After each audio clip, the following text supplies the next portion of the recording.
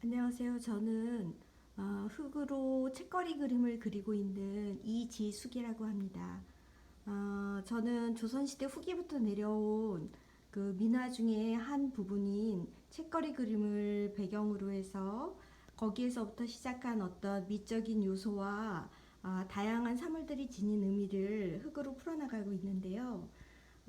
저한테 흙이라는 재료는 예전부터 써온 익숙한 재료, 그리고 재료가 가지고 있는 성형에서의 즉흥적인 부분을 잘 드러낼 수 있는 재료로서의 흙과 또 제 즉흥성에 반해서 나오는 결과물은 굉장히 견고하고 정확한 어떤 형태를 뽑아내기에는 최적의 그런 재료라고 생각을 해서 흙을 가지고서 이러한 작업들을 해나가고 있는데요. 제 작품에 드러나는 이 책거리 그림에서부터 온 이 조형적인 요소들은 다양해요. 여기에 보면 사물들이 하나의 시점이 아닌 다시점으로 여기 축적이 되어 있죠. 이 부분은 뭐 입체파 피카소의 그림을 보는 듯한 그런 부분들로도 해석이 가능한 부분이기는 한데요. 제게는 이 다시점이라고 하는 부분이 조금 다르게 제가 가지고 있는 삶에 대한 철학 이런 부분들을 담아내고 있습니다. 이 세상의 중심인 줄 알고 있던 어떤 그런 어렸을 적의 그런 마음하고 달리 나이를 먹고 작업을 해나가면서 이 세상의 중심이 물론 나이기도 하지만 상대방에게도 상대방도 중심일 거고요.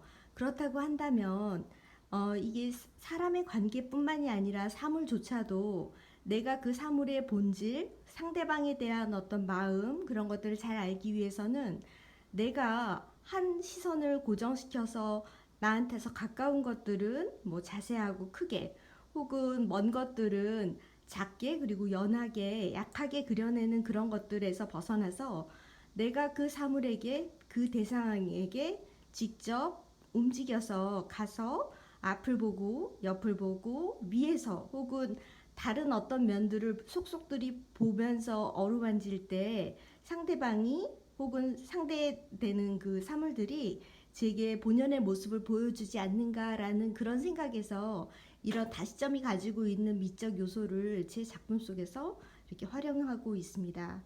이 책거리 그림은 원래 조선시대 후기부터 정조 때부터 그려진 그림이라고 하는데요. 정조가 책을 굉장히 좋아했다고 하잖아요. 그래서 책을 소유하고 있는, 그러니까 단순히 뭐 책을 내가 읽었다라고 하는 그런 것을 뛰어넘어서 내가 체화해서 이 책들이 가지고 있는 내용들을 내가 몸소 실천하고 있다. 그런 의미들을 담고 있었다고 해요. 그런데 이 책거리 그림은 남성들의 공간에 걸렸던 그림이거든요. 그래서 거기서부터 시작한 그런 작업이기는 하지만 저는 현대를 사는 여성이기 때문에 책거리 그림이 가지고 있는 조형적인 요소와 그런 의미들 그리고 거기에 지금 현재 제가 여성으로서의 삶을 살고 있는데 다양한 사물들 여기에 보시면 여기 파우치 보이시죠? 그리고 여기 함도 보이시고 그런 것들을 지금 현재 저를 둘러싸고 있고 제가 소중하게 생각하고 있는 사물들을 이 형식을 통해서 보여줌으로 해서 이 안에 현대를 사는 작가 이지숙이라고 하는 사람들을 잘 드러낼 수 있는 그런 것들을 풀어나가고 있어요. 여기에 보시면 다양한 책들이 보이시죠? 이 책들은 제가 읽고서 어떠어떠한 구절들, 그러니까 책들이 주는 의미는 이제 다양하기는 한데 저한테는 삶에 대한 어떤 답을 제시하기도 하고요. 또 어떨 때는 삶의 질문을 던져주기도 하고 그런데 같은 책이라고 하더라도 매번 제가 지나온 어떤 상황들이나 아니면 그런 생각들이 많이 바뀌더라고요. 그래서 제가 어떤 그런 문제들을 풀어나갔을 때 이 책들이 저한테 답을 주었던 것처럼 제 작품을 보시는 관람객들도 이 책들을 한 번쯤 읽어주십사 하는 책을 권유하는 그림이기도 해요. 보면 제가 읽은 책들을 다 그려내는 것은 아니고요. 저도 책을 읽고 또 여러분들한테 읽어볼 만큼 어떤 소중한 가치를 주는 그런 느낌이 있는 책 위주로 해서 책을 심혈을 기울여서 선정을 해요. 어, 이제 기법적으로 가볼까요? 대부분의 그 제 작업을 보시는 분들은 이제 가마 사이즈하고 연결을 해서 이 도예 작업들은 어, 생각을 하게 되죠. 그 결정적인 크기를. 근데 저 같은 경우에는 가마 0.25루베 정도밖에 안 되는 쬐끄만 가마를 가지고 있어요. 그래서 이제 내 합판에 최대로 올라갈 수 있는 사이즈대로 그 도판 작업을 하면서 성형 과정에서 잘라 놓죠. 그리고 잘라 놓은 거를 이제 건조시킨 다음에 천도로 소성을 해요. 저는 소성은 천도 소성 한 번밖에 안 하거든요. 그래서 이제 이런 것들이 다 소성이 끝나고 난 다음에 합판 위에다 놓고 잘라서 뒤에 판을 만들고 그 다음에 이 부분들 보이시죠? 이런 부분들은 다 연결시킨 거예요. 여기 보이시나요? 그러니까 이 밑작업이 많이 시간이 소요될수록 사실은 처음에 원래 하나의 덩어리였던 것처럼 보이게 되죠. 그래서 다른 분들은 제가 굉장히 큰 가마를 가지고서 작업을 하는 줄 아세요. 근데 저는 가마는 그렇게 크지 않아요.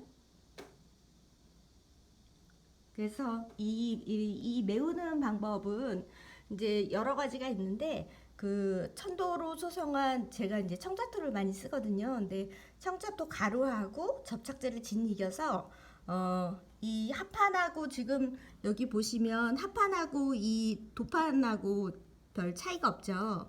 그래서 이 부분들도 다 메워주고 또 조각과 구워진 흙조각과 흙조각 사이에 있는 이런 면들도 다 이렇게 메워주는 거예요. 그래서 그 위에 이제 아크릴릭 물감을 이용해서 채색 작업을 해서 이제 작업을 완성시키죠. 이 제가 이제 그 다른 어떤 도자 재료보다 채색을 하는 데 있어서 아크릴 물감을 쓰는 이유 중에 하나는 뭐냐면 다른 어떤 도자 재료들은 왜 제가 이제 손으로 막 만들었는데 그 위에 뭘 유하게 발리거나 어떤 다른 것들이 발리면 그 손의 텍스처가 많이 죽거든요. 근데 이제 이 아크릴릭 물감은 굉장히 물을 많이 섞어가지고 이제 여러 번 이렇게 채색을 해도 이게 그 텍스처가 그대로 살아 있어요. 그래서 이제 그런 부분에서 이제 발색이라든가 아니면 제가 가지고 있는 그런 기법 이런 것들에 잘 맞아서 저는 그 물감을 사용하죠. 그래서 늘 이제 재료에 대해서 이렇게 설명을 써놔도 어떤 분들은 옆에 있는 캡션을 읽지 않고 내가 무슨 도자용 재료 중에서 어떤 다른 특별한 어떤 물감을 쓰나 보다 이렇게 생각을 하시는 경우도 있는데 사실 이제 그 도자용 물감이나 어떤 그런 재료들은 다시 한번 흙을 가마에다 놓고 굽지 않으면 뭉개지는 경우가 많잖아요. 근데 제 거는 워낙에 세밀한 작업들이 많아서요. 그런 재료들을 이용해서 풀어나가기에는 어려움이 있습니다.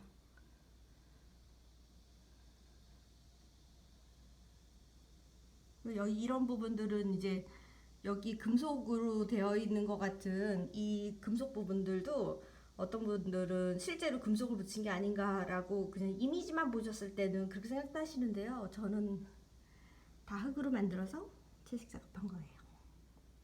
그래서 이러한 어떤 책거리 그림이 가지고 있는 그 조형적인 요소하고 그 다음에 어떤 제가 살면서 부딪히는 그런 문제들 그리고 생각들 이런 것들을 이 책거리 그림을 통해서 흙으로 이제 풀어나가고 있는데요. 제가 특히 이제 이 책거리 그림을 많이 작업을 하면서 느끼는 건 뭐냐면 우리가 삶을 살아나가는 데 있어서 굉장히 다양한 어떤 그림들을 가지고 살아나가죠. 하루살이는 아니니까요. 그런데 매 순간 그렇게 자기가 그리려고 했던 그 완성된 그림을 향해서 한 걸음 나아가는 것, 그것들이 어떻게 보면 우리 작업하는 그런 제 제 그 작업의 그 과정 중에서도 그런 면들이 되게 비슷하다는 생각이 들더라고요. 원래 이제 흙이란 재료가 원래 많이 휘기도 하고 갈라지기도 하잖아요. 근데 이런 부분들 많이 메우면은요, 잘 안 보여요.